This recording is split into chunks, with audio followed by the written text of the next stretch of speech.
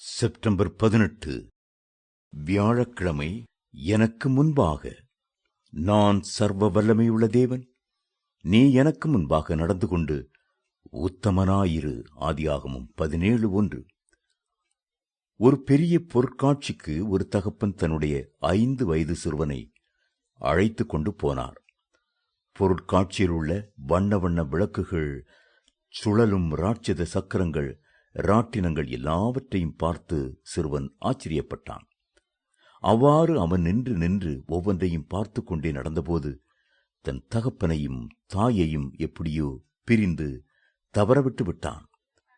தகப்பனார் அவனை தேடி கண்டுபிடித்து அன்போடு அவனிடம், மகனே, இனி எங்களுக்கு பின்னால் நடந்து வராமல் இது முதல் எங்களுக்கு முன்பாக எங்கள் பார்வையில் நடக்க வேண்டும் என்று சொன்னார்.